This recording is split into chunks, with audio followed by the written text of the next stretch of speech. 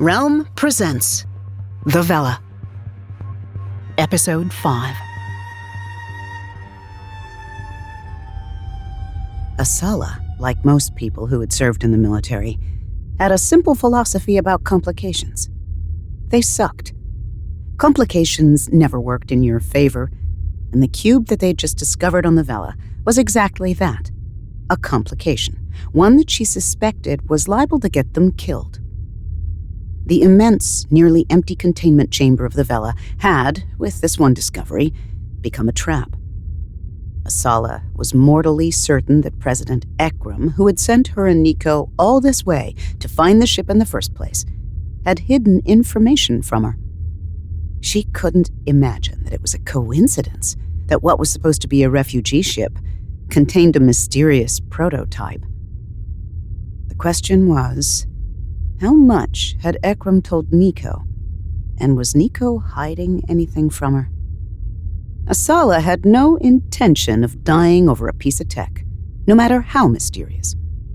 Her eyes were drawn once again to the shining crystalline cube with its uncanny contents, the way the light-sucking black material within kept seething and writhing, as if with a mind of its own.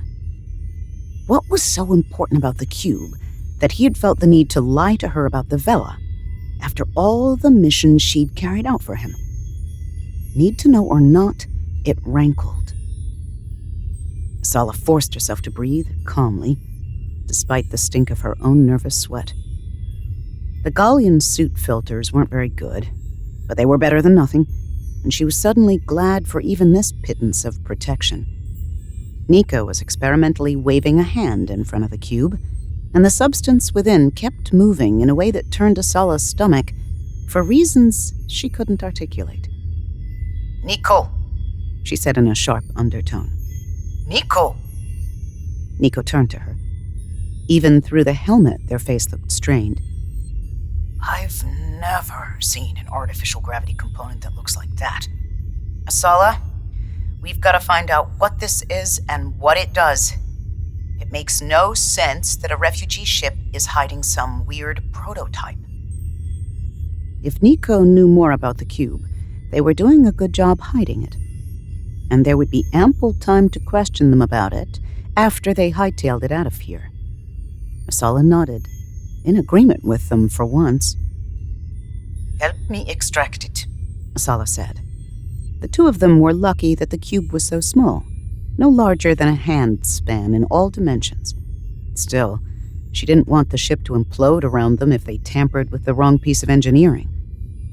In tense silence, while the black material continued its spooky dance, Asala and Nico studied the hardware.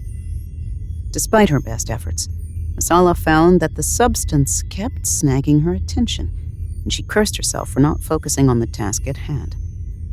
Too bad she couldn't selectively edit her vision the way she could turn off her hearing. Someone designed this specifically to plug into and supplement the standard artificial grav, Nico said, pointing to the connectors that held the cube in place. But if the Vela already has regular anti-grav, why does it need an additional thing, whatever it is? Unplug it first, figure it out later, Asala said. She hated feeling out of her depth. Sure, when it came to anti-grav, she could handle the basic maintenance tasks that anyone with starship piloting credentials needed to know.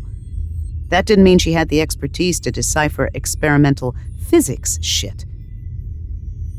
Here goes nothing, Nico said, and uncoupled the first of the shining metal connectors, more pristine than anything else on the entire ship, before Asala could warn them to be careful.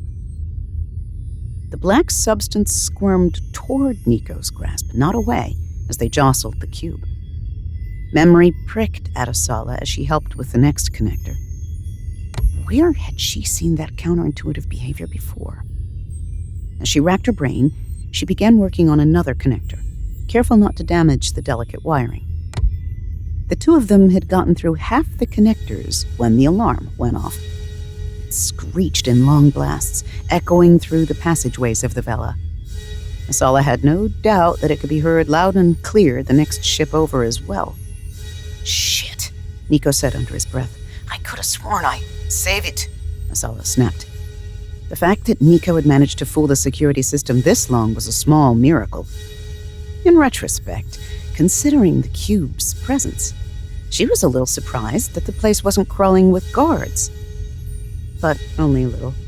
After all, extraordinary precautions would have alerted Camp Gala's populace that a likewise extraordinary secret was being guarded here. And given the desperation of many refugees, she would have expected thieves and scavengers to follow. All the Sorayas in the world couldn't keep petty crime in check. No more time for delicacy. They had to leave. Asala grabbed the cube with both hands and yanked it free over Nico's stifled yelp of protest. A good thing for them that the Vela's regular artificial gravity seemed unaffected. Asala had plenty of experience navigating zero-grav maneuvers, but Nico didn't have that kind of background. Asala stuffed the cube into a pouch in her utility belt, then flicked off her suit's headlamp. Nico did the same without being told. Now that Asala had an idea of the ship's layout, there was no sense in guiding adversaries to them by leaving the lamps on. They weren't completely devoid of illumination. The suits had much dimmer light strips and clan patterns, both for safety and ornamentation, which would keep her and Nico from banging into bulkheads. The Vela's deck vibrated. Voices filtered to them through the passageways, distorted by echoes. The alarm continued to shrill. Security was coming for them. Asala led the way. Fortunately, the Vela had a straightforward layout, and its passageways were not blocked by detritus, shops, or huddled sleepers like the rest of Camp Gala. She breathed slow and deep again, working to keep her heart rate from hammering up. A glance back at Nico revealed that their hands were shaking, but they weren't slowing her down either. Good. She heard footsteps. Stopped. More footsteps. She and Nico squeezed into a side passageway at security's approach and flattened themselves against the bulkheads. Unfortunately, the ship's emptiness worked against them. A flashlight glared into her eyes. She knew better than to curse, but it was way too late anyway. They'd been spotted. Halt right there! A sharp soprano called. A quick glimpse told her that there were at least 4 people in this particular squad, and that they wore flimsier, skin-tight EV suits, not combat armor suits. She hadn't seen any of the latter in Camp Gala. 2 against 4, not insurmountable odds, except she didn't trust Nico to be of use in a fistfight. To her relief, no one in the squad had firearms or laser rifles. They were rare in the camp, but she hadn't known if Soraya would have equipped them with weapons, or if someone else had a cache of arms elsewhere. Sala shoved Nico ahead of her. The 2 of them sprinted back into the depths of the Vela. The clanging of their boots made her wince, but she left her hearing on. In this situation, the extra information would help her. A temporary setback, because sooner or later they needed to get off the Vela. But getting killed would be a permanent setback. Where are we? Nico mouthed at her, which she ignored. Nico might have lost track of where they were in the Vela's depths, but Asala hadn't. She gestured for Nico to hide themselves in the lee of a crate, which they did after a scowl in her direction. Then she climbed a ladder halfway and swung herself up to the hand and footholds on what was, under artificial gravity, the ceiling. But as with any decent starship, the Vela's designers had also made provisions for any sudden loss of gravity. Any surface might be up or down.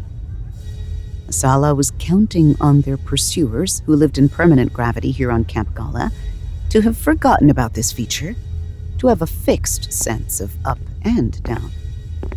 A squad of 4 guards slunk down the passageway, assiduously checking their port and starboard. Asala had been right. They weren't looking up. Silently, she drew out her utility knife. One of the guards was lagging behind the others. Asala dropped and drove her knife in past the clinging skin of the suit, severing the spine at the base of the skull. They never saw her coming, collapsed with a thud. She had already swung down and onto the next. They struggled, but she had them between herself and their comrades, which brought her the necessary several seconds it took for her to dispatch the second victim. She lost no time thrusting them forward to impede the remaining 2 guards and making a break for it. After a panicked second's pause, Nico pelted after her. Retreating to set up more ambushes for their pursuers might have worked, except Nico tripped over a warped deck plate. By instinct, Asala flung herself down to cover them, cursing her lack of sniper rifle, though of course bullets and starships didn't mix. Footsteps approached from the other direction. Asala eased up on Nico in case both of them needed maneuverability fast. Nico mouthed to her, "We're pinned," as if she didn't know. The same soprano voice, presumably belonging to their leader, rang out, "We've been instructed to bring you in alive, but there are limits to my patience." The question was, who did these people answer to? Was it Soraya? Asala wasn't under any illusions that Soraya was soft, but she didn't think Soraya would order their deaths either. She wasn't that kind of person. Soraya had initially sicked the guards on them in response to some warning from that kid Aoife. If some other authority had gotten involved, on the other hand, all bets were off. Asala didn't have any guarantee that surrendering wouldn't result in a quick execution, either. There were too many unknowns, and she'd never believed in taking unnecessary risks. Peace and order in Camp Gala didn't do Asala the least bit of good if she wound up corpsed far from home. Kayam was never really home. A small voice whispered in the back of her head. Asala shoved the thought away. This wasn't the time for useless sentimentality. There was the crackle of a radio, and Asala nudged her head up just enough to see the leader tilt her head. Too bad Asala couldn't hear the exchange that followed, although she assumed that it included a call for backup. Still, she didn't have to linger in suspense for long. "You have something we want," the leader went on. "Either I can flush you out from where you're cowering, or you can come out and I will take you to Hafiz, who will explain what you've gotten yourselves involved in." Asala was no negotiator, but this didn't incline her to stick her neck out. Still, any breath of information could be useful. Hafiz and not Soraya? What was going on? Unfortunately, Nico took matters out of her hands by scrambling to their feet. "Don't shoot," they called out, their voice wavering. "We'll come." "Brilliant, Nico," Asala rasped. As much as she was tempted to let the hostiles strangle Nico, she couldn't abandon Ekram's kid. She stood as well and slowly raised her hands to show that she wasn't armed, a state that she was never going to tolerate again. "Trust me," Nico hissed back. "I know what I'm doing." Asala wished that "trust me" didn't involve "let's stand right in between 2 groups of hostiles," with more probably on the way.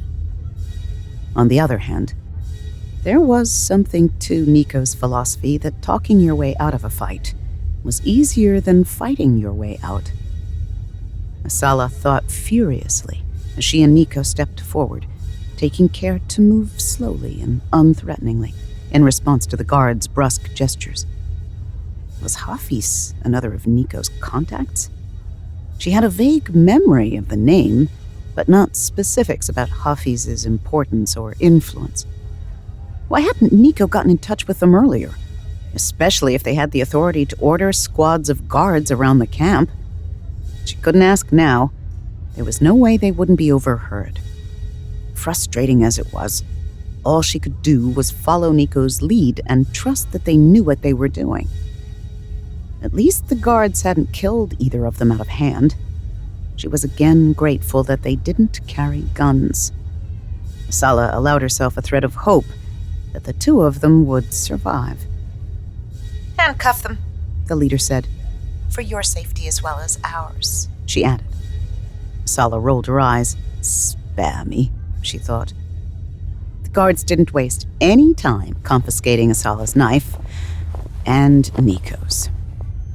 The woman who had located the pouch containing the mysterious cube took that as well, but her face twisted with unease. Asala wondered if her captor knew what it did, or if her reaction was as visceral as Asala's own. The guards had come prepared with restraints designed for use with suits. Asala recognized the type and didn't kick up a fuss. She was sure she'd be able to work her way free, given enough time.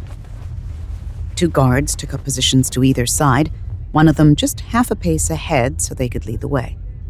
Everyone else, including the leader, fell in behind Asala and Nico. The back of Asala's neck prickled the entire march out of the Vela. She couldn't help but stare at the woman currently in possession of the cube, whose stiff gait betrayed continuing discomfort. Although Asala knew it was her imagination, the ship seemed to awaken around them. The way their footfalls reverberated through the passageways. The way light emphasized the corrosion and graffiti on the bulkheads. It reminded her of her own escape from Hypatia, people scratching the names of those left behind into every available surface, so that some record would remain of lovers or children, fellow clanners they never expected to see again. That, or poetry and songs native to the cold lands. Asala had memorized the verses and whispered them to herself, never sharing them with another soul, even in her 34 years on Kayam. No one would have understood. At last they reached the egress. The Vela clung like a barnacle to a decrepit old freighter. Asala didn't enjoy the thought of making the crossing between the airlock and the old ship's loading bays again, this time with her hands bound.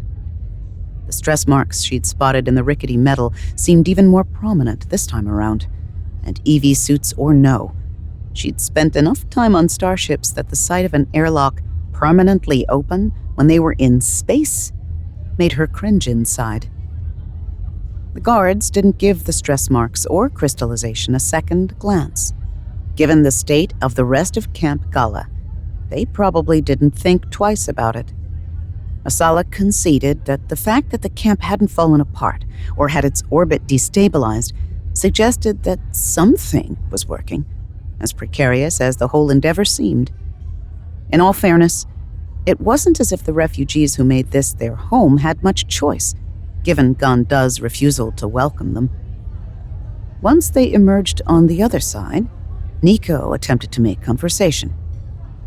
"You should get your security systems looked into," they said in that cheerful, casual tone that Asala was so unfond of. "We didn't realize that entire area was off limits." "Save it for Hafiz," the guard leader said, unimpressed. Asala would have been happier if someone shoved Nico, not because she wished her companion ill, but because it would have spoken to a certain reassuring, brute unprofessionalism on the guards' part. Their supposedly ragtag captors had been a bit too disciplined for her comfort. They marched through unfamiliar corridors. It wasn't as though Asala or Nico had had a chance to search the entirety of the freighter, and crossed over to another ship. She recognized this one as a Jaguar-class merchanter, popular a few decades back because they were easy to refit with some of the nastier weapons available to civilians. Her unease grew. Not every ship at Camp Gala was a heap of junk, but the camp did, in general, have an air of decrepitude. This ship was one of the few exceptions she'd seen, or, she corrected herself, been allowed to see. Its deck gleamed. She could see her reflection in the shining metal. No graffiti, no stains, no detritus. Someone cared about this ship, and had the pull to maintain it to a higher standard than the rest of the camp. They passed people of all ages, from hunched maintenance workers to children, some very young, carrying small bundles. None of them appeared to find the strange procession remarkable, and none of them challenged the guards. Asala couldn't blame them, who wanted trouble. At last they arrived at the command deck of the merchanter. 4 sentries stood at attention. Asala noticed straight off that all of them looked well-fed compared to the Camp Gala norm, even if they didn't sport uniforms, which would have been difficult to manage here anyway. Definitely an elite of some sort. Nico glanced at Asala for reassurance. It's a little late to have reservations, Asala thought, and offered them a tight smile. 2 guests to see Hafiz, said the woman who had taken her and Nico captive. Her voice dipped sarcastically on guests. Found the rat in the nest, did you? Responded one of the sentries, a stout woman with clan tattoos that an inner-worlder would have called similar to Asala's own. To Asala's eye, the style was clearly different, more angular, with flower-like marks accenting the lines. The sentry's brow furrowed as she considered Asala's own incomplete tattoo, and Asala restrained herself from bristling. They'll need to be searched. Nico offered a wry smile. That's not a problem. They already took away my utility knife. I wasn't asking you, the sentry snapped. The tattooed sentry was rougher with Nico than with Asala. Asala couldn't tell whether this was because Nico had annoyed her, or due to some kind of misguided clanners have to stick together courtesy. If the latter, Asala might be able to take advantage of the sentiment, assuming an opening offered itself. Clear, the tattooed sentry said at last, sounding disappointed. Take them in. I'll make it up to you later, the leader said, and winked. That took Asala by surprise, although it shouldn't have. Presumably these people all knew each other and had developed relationships, especially in the confines of the camp. Just because Asala had preferred to keep to herself when she'd served as a soldier didn't mean everyone else did the same. The command deck brought another surprise. Luxury. Or the Camp Gala version of it anyway. Soraya's cramped quarters had been rich with handicrafts and gifts, stoles knitted from recycled clothes, rugs made of knotted rags, artwork improvised from shorted-out computer chips and frayed wires. Tribute to the work Soraya did and the people who relied on her. This was different. Asala saw Nico's eyes narrow as they took in the carefully aligned paintings on the walls. Treasures that refugees must have smuggled out, even though they'd been warned that every ounce of weight made a difference, that the ships could only afford to bring people and food and the barest essentials. Asala's own gaze was drawn unwillingly to a table that looked as though it was carved from Samosi icewood, and gilded besides, an unspeakable treasure considering that Samos, the outermost planet in the system, had died decades ago. Besides that, there were shelves of more utilitarian material, sturdy plastics and metal, containing printed books, a rarity. Asala had sometimes woken from dreams in which she bent over a handwritten volume of her sister's verses. But no such thing existed. Asala herself had never committed those words to paper, and the 6 volumes her sister had given her for her birthday, those were long gone. More sentries guarded the passageways. How many people were in Hafiz's private army? The fact that they didn't wear any kind of uniform suggested that they must all recognize each other by sight, or else there was some identifying mark that Asala hadn't yet been able to pick out. She'd compare notes with Nico later, if they survived this. Finally, they reached what would have been the captain's quarters. This room, too, displayed that extravagant taste for luxury. Plaques engraved with verses, in a language Asala couldn't read, were hung over the door. The crown of the collection had pride of place to the left of the door, a magnificent ink painting on Samosi silk, no longer produced since the planet's death. Flowing brushstrokes depicted a wolf accompanied by the spirits of the winter winds.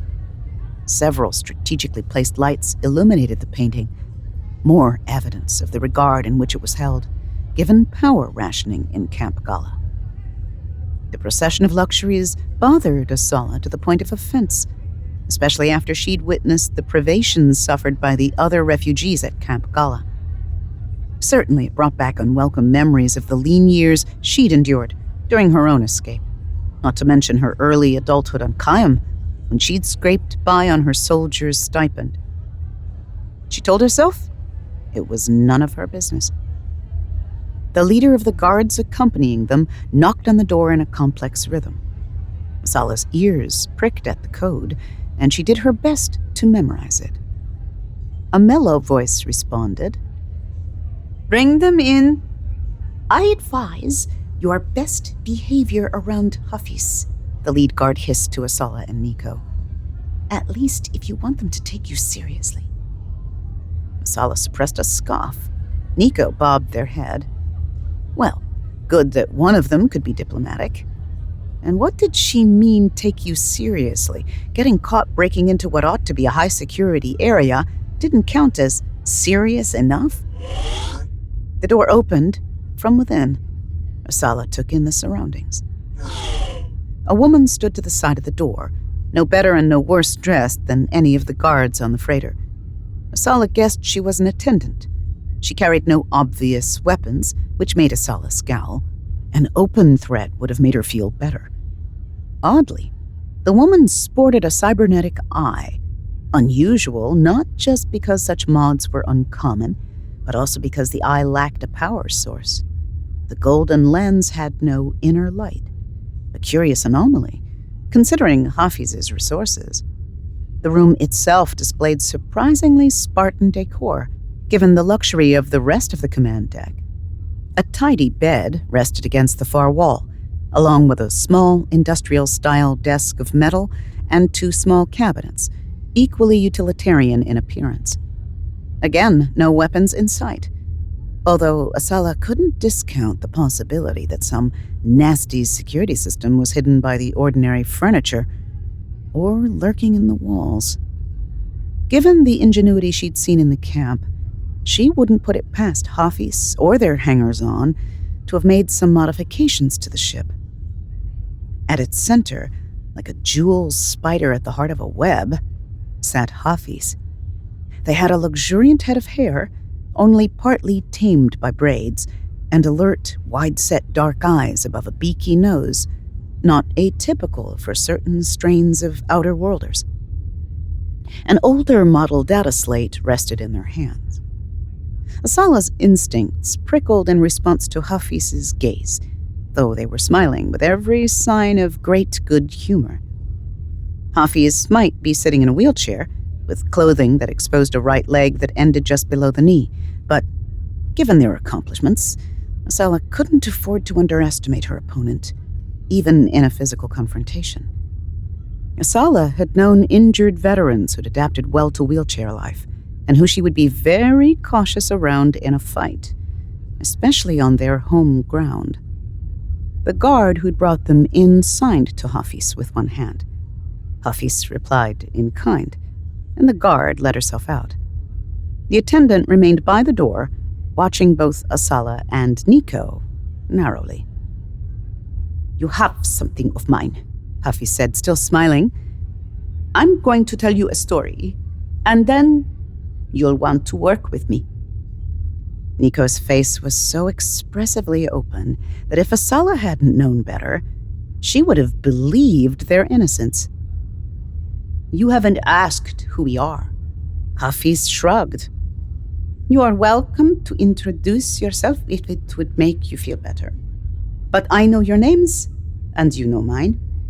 Certainly, I know a great deal about you, Nico, through your contacts with people throughout the camp, not least Soraya, as well as various aid organizations.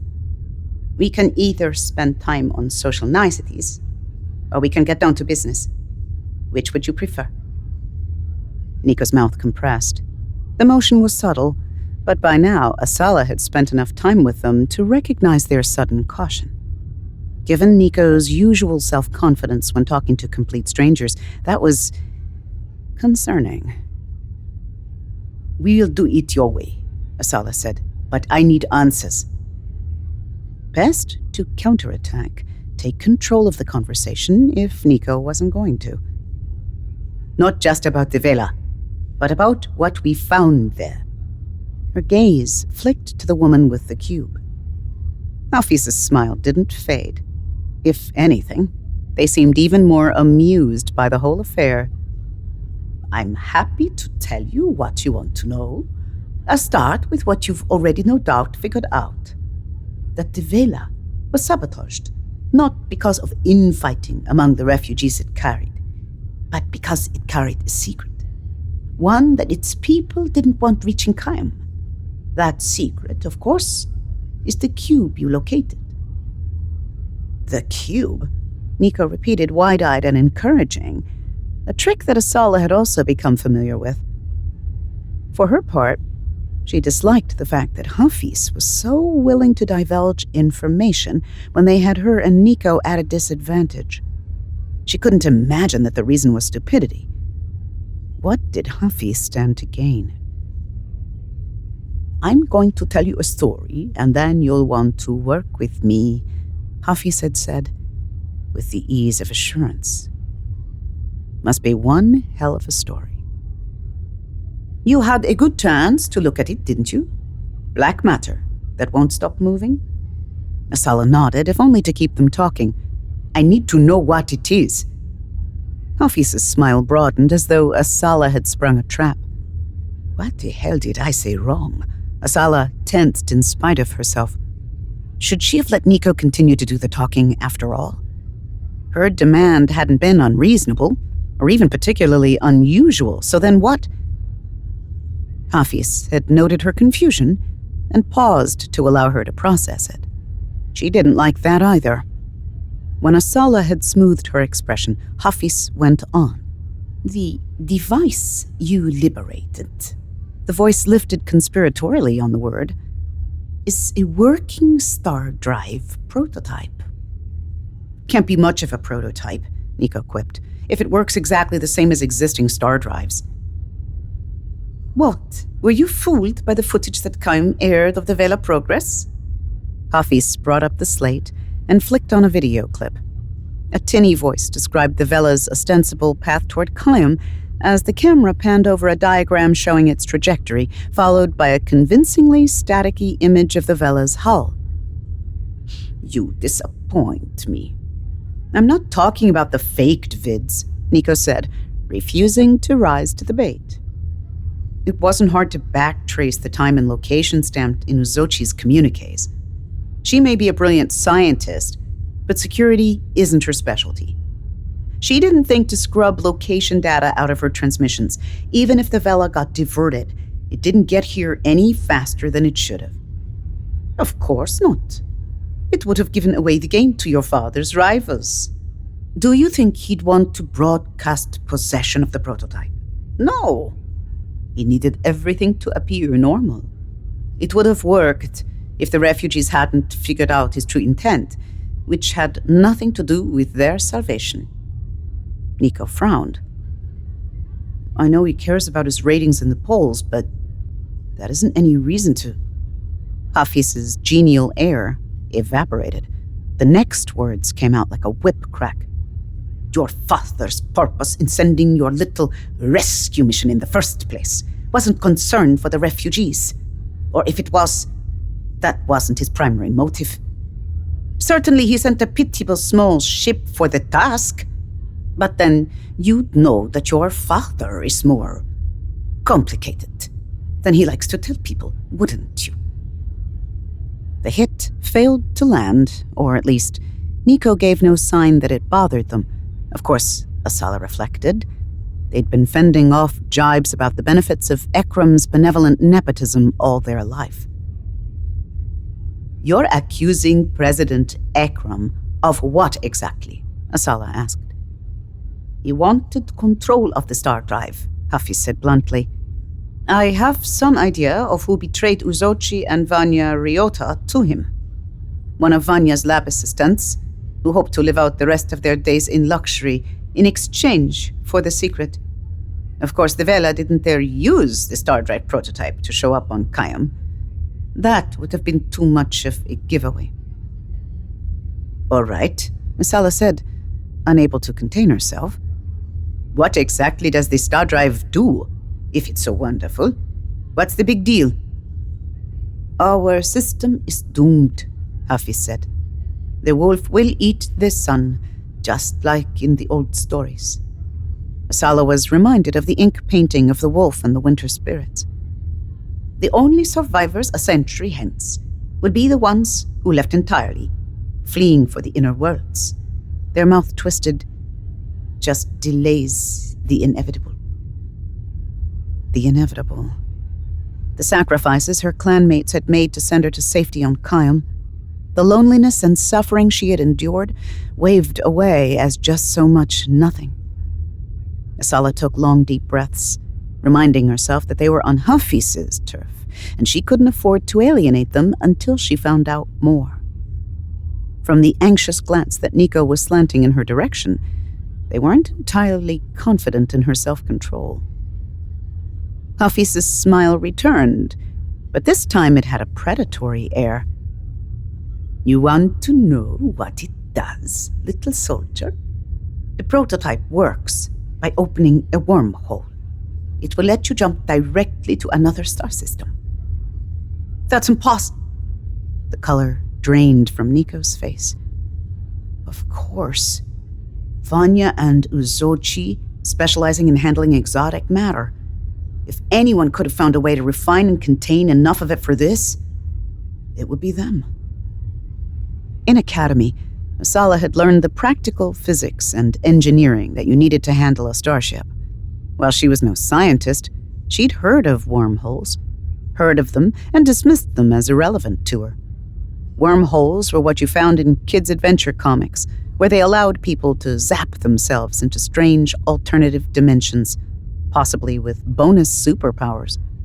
They weren't real, not in any useful sense of the word. Oh, laboratories sometimes attempted to work with them, and occasionally a scientist would give a talk about how they could open up interstellar travel in heretofore unknown ways. But that didn't have anything to do with Asala's experience. Except Vanya and Uzochi could have pulled it off. Even Asala knew of their lab's reputation, and she couldn't deny the physical evidence of the prototype wriggling in the pouch at her hip. True, she didn't know that it did what Hafiz said it did, but neither did she have any assurance that it didn't. The claim was plausible, and then, too, there was the circumstantial evidence, the cover-up when the Vela didn't arrive, President Ekram's strange urgency about their mission. Sure, she cared a lot about his political career, but it wasn't just his career on the line, was it? It was his personal survival, and that of the people closest to him. A wormhole.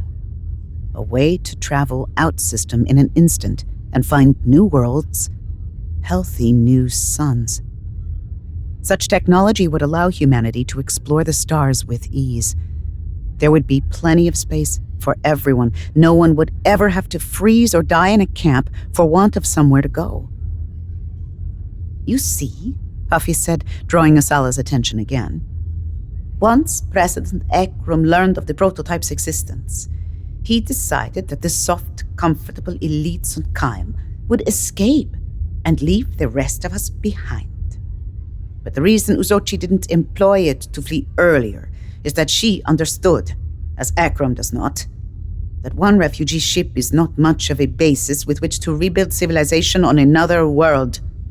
We need an entire fleet of ships, all equipped with their own wormhole generators. Hafiz's use of "we" didn't escape Asala. But you know what happened next, don't you? Hafiz gestured toward them both. Uzochi discovered what President Ekram truly intended. The fact that he sent his strongmen to secure the tech tipped her off and drove her to sabotage. Now that we know the Vela's secret and the blueprints for the prototype, Camp Gala will be able to work toward escape. A real escape. Not the second-class lifestyle that Ganda deigns to offer anyone who actually makes it onto the surface. Assuming, of course, the fortress world and its robots don't simply shoot us down like vermin. It's plausible, Nico said, surprisingly calm. But what are you getting out of telling us this? Hafiz turned then to Asala and fixed her with their stare. You have some questions to ask yourself, Asala. Your president has lied to you. You should be wondering why he insisted on sending his own child to accompany you. Skilled enough in their field, granted. And Hafiz nodded with curious, old-fashioned courtesy to Nico. But inexperienced nonetheless. Why not send one of his veteran? Hafiz's needling had finally gotten under Nico's skin. I'm perfectly aware that my father is a politician and makes a politician's promises, they said, speaking too rapidly. But if you think that I'm somehow implicated in... Asala yanked on Nico's shoulder. Nico, stop. Implicated in what? Hafiz cut in. Nico looked at Asala. Whatever my father has cooked up, I'm not involved in it, I swear. They traveled together, learned to work as partners. She wanted to believe him.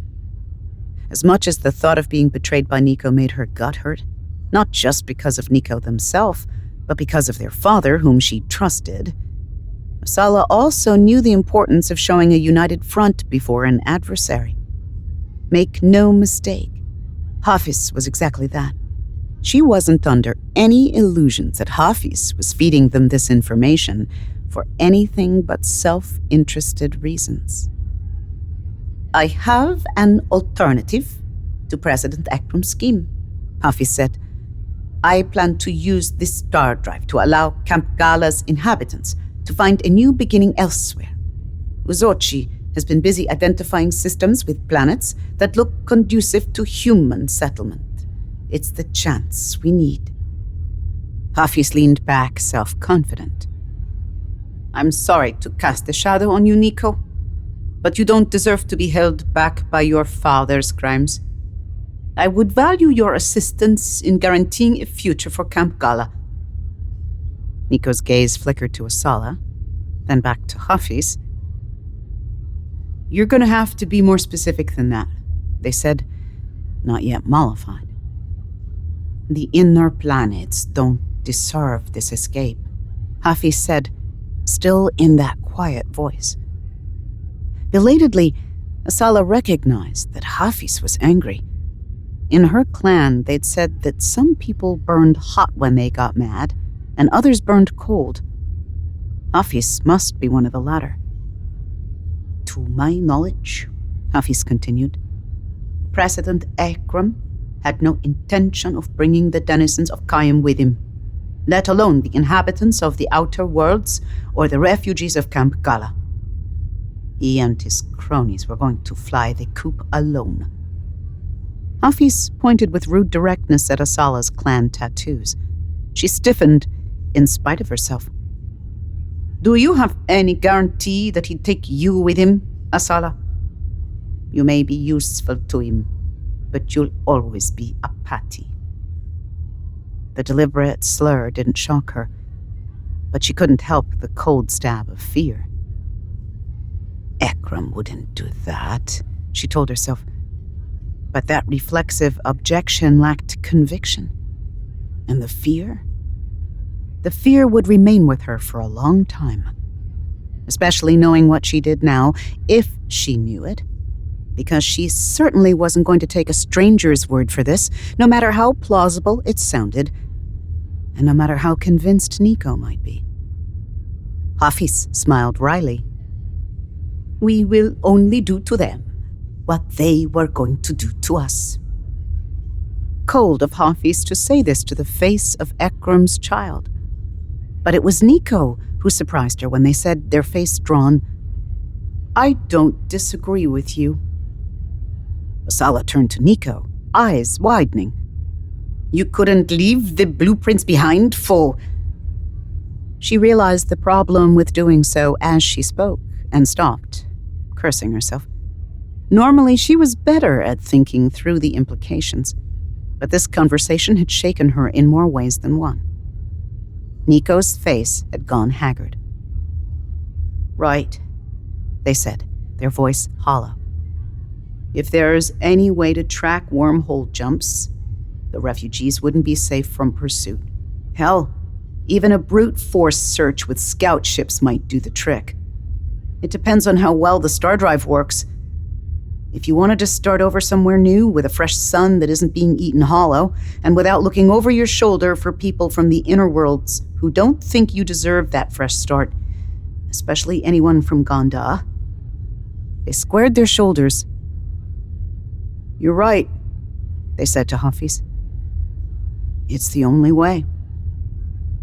Asala had weapons-grade reservations about Nico's ready agreement. She hoped it was just for show. Even assuming all this was true, this decision was too momentous to rest in the hands of one person.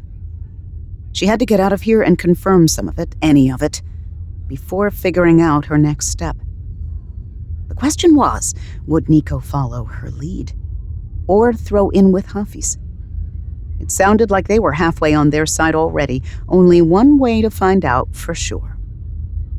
Asala didn't want to kill anyone on the way out if she didn't have to, but she didn't see any alternatives that would allow her to recapture the prototype. At the same time, she didn't think taking Hafiz hostage would help their situation. While it might get them off this specific ship, there was no way that she and Nico could survive if the whole of Camp Gala rose up against them. She didn't want to run odds that long. Leverage was the key. What could she use that wouldn't also get them killed? Especially given that they were outnumbered. Then she had it. The answer had been staring her in the face ever since they'd been escorted to Hafiz's lair. It was hard to think of it any other way, as though Hafiz were a hermit beast out of legend. The luxuries, lovingly displayed for Hafiz's followers and carefully preserved for future generations. The evidence that artifacts from the dead outer worlds were as cherished, if not more, than human lives. Asala didn't signal Nico. Instead, she whirled and slammed the control to open the door before anyone could react. She hoped Nico would follow her lead. She hated that flicker moment of uncertainty when she didn't know how the people around her would react. Hafiz's attendant yelped a curse in a cant Asala didn't recognize. "Stop her!" Hafiz snapped, half a beat after that. By then, Asala had already lunged through the narrow opening provided by the door starting to whisk open and pivoted on one heel, her momentum carrying her past the astounded guards. They'd gotten soft. She couldn't imagine that they dealt with determined professionals very often. Drill was one thing, and certainly she couldn't fault the polish of the escort who'd brought her and Nico here. But it seemed that the elites who had the privilege of guarding Hafiz simply couldn't fathom anyone defying their employer. The guards rushed her. Sawa had already wrenched the ink painting by the door from its place. She sidestepped them with ease, and as momentum carried them past her, she called out, "You can fight me, but I'd rather come to an understanding. I have the feeling that art restoration is tough in Camp Gala. Stop!" Hafiz's voice came from within the room. Both guards stumbled to a halt. Asala's spirits lifted. They would obey Hafiz. That was all she needed. Asala spotted Hafiz slantwise through the door, which the attendant had allowed to open fully. Part of Hafiz's face, the blazing glare of a single eye. Hafiz continued speaking, their voice glassy, cold. "Asala, that painting is the last surviving masterpiece of the Samosi warrior artist Dmitar, from 9 centuries ago. People gave up their lives so that it could accompany our people to safety." "Don't you think I know?" Asala said. She held the painting up. Light shone through the silk. She could see the brushstrokes in ghostly silhouette through the back. "My clan had to leave everything behind on Hypatia. We called it feeding the wolf." Lightly, she caressed the edge of the painting. "I know what this is worth, even if the inner worlders will never understand." Hafiz's silence was chilly. "Give me the cube," Asala said, and your guarantee of safe passage for Nico and myself in Camp Gala. I'll return the painting to your care. Time for a little flattery. If my clan had had a leader like you, perhaps we would have been able to salvage some of our heritage. We don't have to be enemies, but I can't make a decision this important without checking things out for myself, and for that, I need the cube. Take the opening, Asala thought at Nico. For a long moment, she wasn't sure they would. But after a moment, Nico slipped through the doorway, their eyes hooded, and nodded to her. Hafiz's brief silence was considering. The prototype. If you have blueprints, Asala said, you can build yourself more. You said it yourself. It's going to take a whole fleet with these things to save us. You can spare me one. It was a risk, pushing Hafiz like this. But she didn't have a copy of the blueprints, and was unlikely at this juncture to convince Hafiz to hand them over. If Hafiz had lied about the cube's purpose, she'd have to unlock its secrets another way, and for that, she'd need possession of it. If Hafiz refused her, in fact, that would suggest that the whole story was a scam. Abruptly, Hafiz laughed. Very well, they said. You will learn the truth of my words soon enough. I will forgive your insolence this once, Asala, but don't test me a second time. Hafiz inclined her head to their attendant and said, Give her the proof she seeks. The attendant retrieved the cube and brought it forward. Asala reverently handed the painting back to the guards, who scowled at her. Then she replaced the cube in her belt pouch. Nico shook their head but did not speak. Together, the two of them walked swiftly out of the Jaguar merchanter. Asala could feel the portraits staring after her in approbation. They would haunt her dreams later. Wrecked paintings with ghosts rising out of their frames to curse her. We could have gotten it back from her, the attendant noted after the two had left. Hafiz shook their head. Best to see where she goes with it, they said. That will tell us whether she's one of them or one of us. Hafiz kept their side of the bargain. No one troubled Asala and Nico on their way back to Soraya's office, even if people gave them speculative looks because they were going around suited. Both she and Nico had their helmets clipped to their belts so they could see more easily. She'd always hated having her field of vision restricted. Asala didn't want to take the time to unsuit further, though. Even imperfect armor was better than nothing, and she worried that they'd be jumped again. Nico's silence had a moody air, as if they were still working out what to tell her, and Asala didn't press them. By the time the two of them arrived, it was late. While the camp never slept, it did recognize a cursory day-night cycle, and even someone as busy as Soraya needed to recharge. Please come back later, said the sign on her door in uneven block letters. It was further embellished with painted butterflies, bow ties. Having seen Soraya's neat handwriting, Asala guessed someone else had made it for her. She pounded on the door anyway. No response. More pounding. It's an emergency, Asala shouted. It's about Hafiz. Besides, Soraya had sent Hafiz's goons after them. Maybe guilt would make her more cooperative. That fetched Soraya. After a few seconds, the door slid open. Soraya was wrapped in a crocheted shawl, a mug of broth in her hand. She looked startled to see them. What's so important it can't wait? She snapped. In answer, Asala shouldered past her and into the office. She didn't bother sitting. Nico murmured something apologetic to Soraya as they entered. The office remained as neatly organized as ever, although Asala spotted one notable, if amusing, difference. Soraya's slate rested on the table with a video paused of a gladiatorial drama?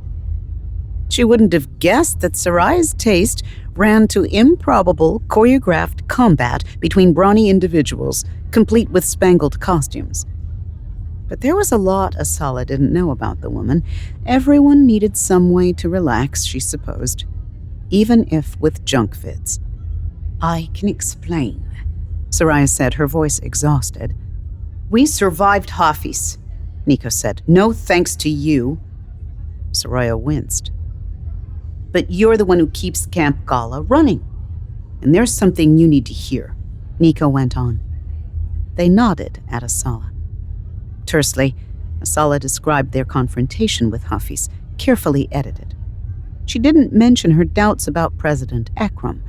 That would be something for Asala to work out on her own time. And she certainly didn't mention that she had possession of the Vela's prototype star drive. You keep a finger on the pulse of Camp Gala, Asala said, not adding, and I trust you to be honest about the Vela. More honest than Hafiz, anyway. Tell me this is true, or that it isn't. Whatever it is, we need to know. Soraya huffed. It's true, she said, her tone clipped. The Vela's importance is its wormhole device. Hafiz and I've been keeping a lid on the secret. You can't let General Sinrig find out about it. So easy. An answer for the plucking like a ripe fruit. But Asala needed more to go on. Is there anyone who can corroborate the truth about this prototype? Soraya sipped her broth and didn't answer. Nico had caught some nuance of body language that had escaped Asala. What has Hafiz done? Soraya shook her head, but she didn't deny her ambivalence toward Hafiz. We have different priorities, that's all, she said. I think you owe us answers, Nico said, all things considered. Did you expect us to come back from that expedition? Soraya looked away. Fine, she said. Ask your questions.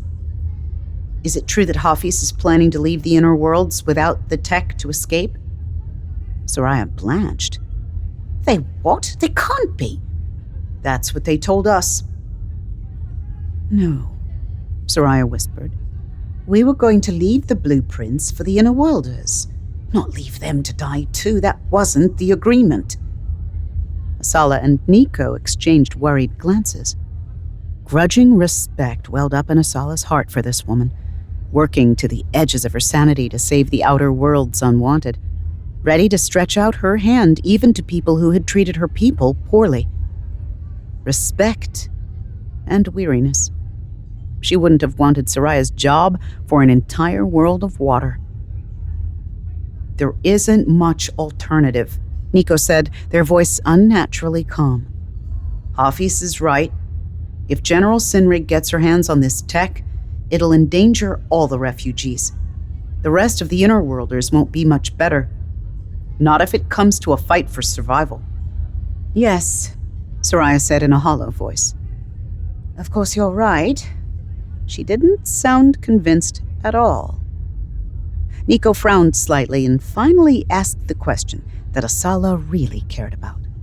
Soraya, I know there's a lot to take in, but is there anyone who can corroborate Hafiz's account of what the prototype does?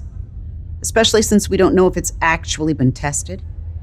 I personally wouldn't want to entrust the refugees' safety to a prototype. Good thinking. And a tack that Asala wouldn't have thought to take.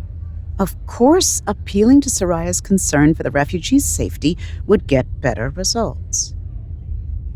Oh, it works, Soraya said, grimly certain.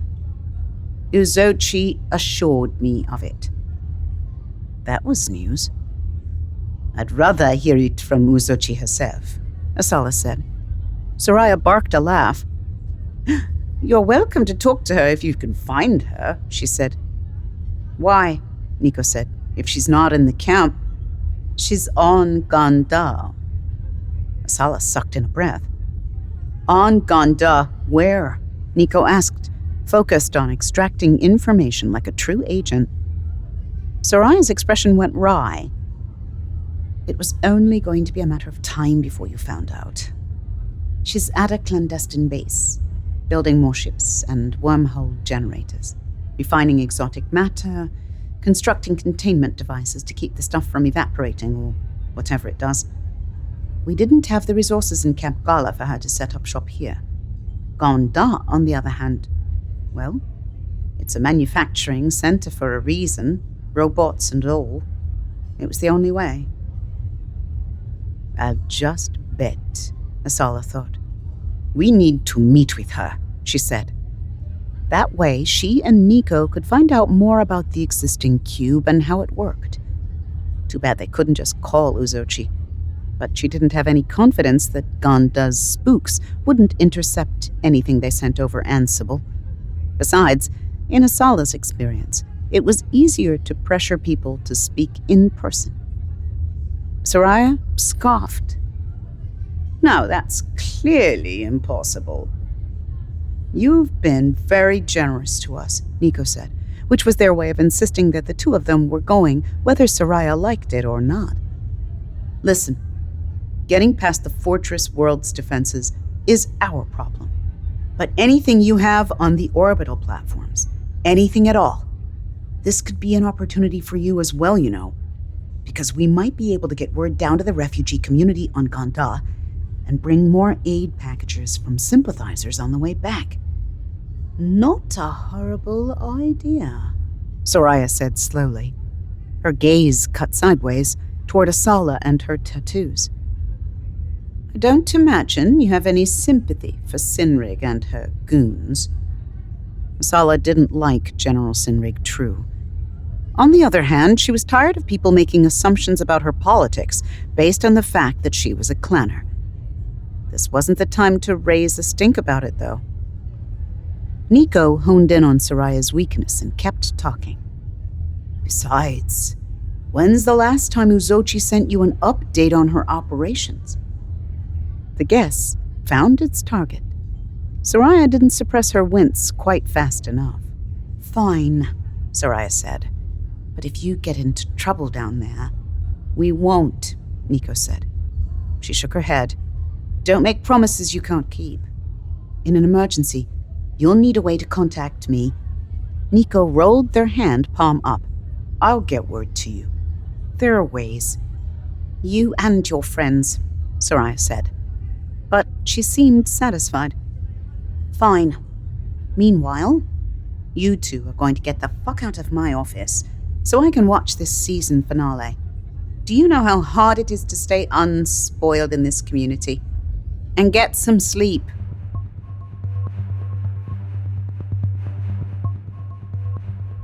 Hafiz might have promised Asala and Nico safety, but neither of them trusted the truce, if you wanted to call it that, to last. Hafiz's soldiers weren't marked by any conventional uniform, but Asala was willing to bet that the squad of 4 tough-looking women and men waited down the hall once they exited Soraya's office were among them. Asala cursed herself for not wearing some kind of disguise, although it would have been a lost cause. Her height and bulk made her unmistakable here anyway. Even Nico, despite their slenderness, had such clear skin and good teeth that they didn't fit in here. Asala grabbed Nico's arm and dove. Starships were not by and large places where one ordinarily found much cover, with the possible exception of badly organized cargo holds. But this had not been a functional ship in years, and Camp Gala was full of clutter. For example, Soraya stored stacks of empty crates outside her office door for reuse by anyone who needed them. Asala dropped into a crouch behind the nearest stack, ignoring Nico's startled yip, just as the soldiers shouted for civilians to clear the area. She and Nico couldn't linger here, of course. The crates wouldn't protect them forever. Asala grunted as she shoved the stack over to block the hole. They made an unholy clattering as they tumbled over like a child's bricks. She scrambled to her feet, bent over to present less of a target, and sprinted, trusting Nico to follow. There'd been that one ship in Block K, the one with possible stress leaks. Concerning, but the ship was ideal as a getaway vehicle before it had been cleared out in preparation for permanent welding onto Camp Gala. Someday. Even better, it was temporarily attached to the pressurized sections of Gala. Asala heard shouts behind them, and then Soraya's raised voice upbraiding the soldiers. She could only hope that Soraya's high standing in the refugee community would keep her from coming to further harm. At this point, it was out of Asala's hands. She didn't like going back to Section Zeta, where the Vela was hidden. Among other things, she didn't know if Hafiz had stepped up security. She had to trust that Hafiz's desire to keep the Vela's secrets would keep them from dramatic measures. The corridors were eerily quiet. The people she and Nico passed shied away from them. Asala was sure that her own murderous expression was part of it, but given that she didn't want interruptions, it suited her fine. Asala and Nico didn't stop until they reached the ship that was their destination. With luck, it remained functional as well, a ship. Asala panted for breath, both winded and exhilarated. Nico just sounded winded, period. Nico hacked the makeshift lock, which was fortunately not difficult, and they scrambled into the airlock. The airlock didn't close fast enough for her, and the lights flickering didn't reassure her. Asala kept imagining she heard pursuing footsteps, but it was only the rapid thudding of her heartbeat. "You make sure it seals properly," Asala croaked to Nico. "I'm going to start the pre-flight checks." Once in the pilot's seat, with the familiar routine to calm her, her heartbeat began to slow down. Halfway through, Nico slid into the co-pilot seat. "It's done," they said, still breathless. The ship thrummed to life. Asala punched in their initial trajectory based on the coordinates Soraya had given her. Detaching from the camp wasn't going to be fun, especially since Asala had no way to guarantee that any debris wouldn't hit the other ships that had been welded onto the refugee camp. But she didn't have many options. She would just have to trust that the debris would be too low velocity to cause Camp Gala a hull breach. Sure enough, a thunk reverberated through the deck as they set out. "I'm not looking forward to braving Ganda's defenses in this junk heap," Asala said dryly. "It's up to you to hack us our way through." Nico's grin was strained. "Have I ever failed you? Don't answer that." Nevertheless, their fingers were already flickering expertly over the controls as they began running homebrew code kits on the ship's computer. If the computer had worked before, there was a chance it might work again. Meanwhile, Asala had one last matter to take care of before they braved the fortress world. She fired up the Ansible and put in a call to Kayam, specifically to President Akram. It was the ass-crack of dawn where he lived by her calculations, but she needed to talk to him. "Come on," she thought. "Pick up, damn you." But though the seconds burned past, and the ship's acceleration picked up, pushing her back into her cushioned seat, no answer came. It could be nothing. Ansibles had always been notoriously finicky. It might be an ordinary communications outage. Or it might be that Ekram was sleeping in after a hard night's work, or a scorching tryst with the latest lover he'd selected for their political connections, or that he was closeted in a meeting that couldn't be put off. There were many reasons he might not be returning her call. None of the possibilities she'd cooked up did anything to ease the bite of fear in her heart that said, "He's been using you all along. You're not Kayami, after all. You are never going to fit in." "Asala?" Nico was saying. "Asala! We have a problem." Nico didn't have to repeat themselves again. She saw it on the sensors. Ganda's defenses had activated. "I tried to jam the telemetry," Nico said rapidly, telling her what she'd already figured out, "but we still have 5 missiles locked onto us, and there are more coming." They continued to jab their console. "I'll keep tracking, but... oh, hell, they're waking up so fast." The cube from the Vela wriggled and danced at Asala's hip.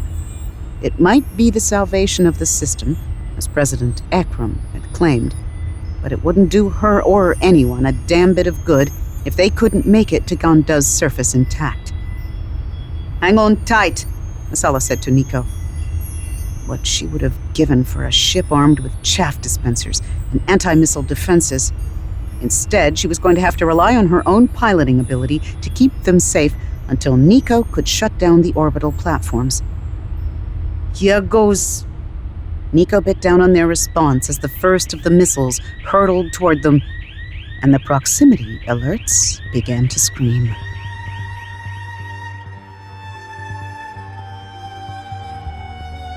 You're listening to The Vela, narrated by Robin Miles. Produced by Realm, your portal to another world. Realm, listen away. The Vela is written by Yoon Ha Lee, Becky Chambers, S.L. Huang, and Rivers Solomon.